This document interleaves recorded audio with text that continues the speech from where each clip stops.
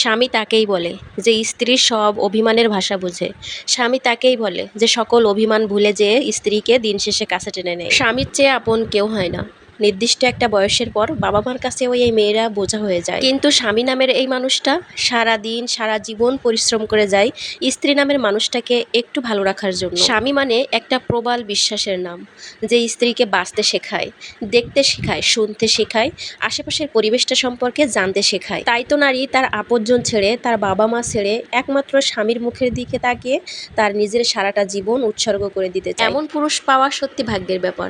যে নারী এমন পুরুষ পেয়েছে সেই তো ভাগ্যবতী। ছোট মাছের চচ্চড়ি কিন্তু সবসময় হাতে মাখিয়ে করলে বেশি মজা হয়। তো এখানে আমি আলুও কুচি করে দিয়েছিলাম, পেঁয়াজ দিয়েছিলাম, কাঁচামরিচও আর সব রকম গুঁড়া মশলা দিয়ে আমি কিন্তু সুন্দর করে আগে মেখে নিচ্ছি। তারপরে ছোট মাছগুলো দেবো। ছোট মাছগুলো দিয়ে তো আর এত সুন্দর করে মাখানো যাবে না, যত সম্ভব মাছগুলো দেওয়ার আগে কষলিয়ে কষলিয়ে মাখিয়ে নেবেন। আর এভাবে মাখাতে গেলেই যে একটা ঘ্রাণ আসে, মনে হয় যেন এভাবেই এক প্লেট ভাত খাওয়া যাবে। তো যাই হোক, আমি কিন্তু ছোট মাছগুলো দিয়ে দিলাম। এখন আলতোভাবে সুন্দর করে মাখিয়ে নেব। তারপরে অল্প করে একটু পানি দেব, মানে যাতে আলুটা সিদ্ধ হয়, আর মাছটা সিদ্ধ হতে তো আর এত বেশি সময় লাগবে না। অল্প করে পানি দেব, দেন একটু জিরার গুঁড়ি দিয়ে নামিয়ে নেব।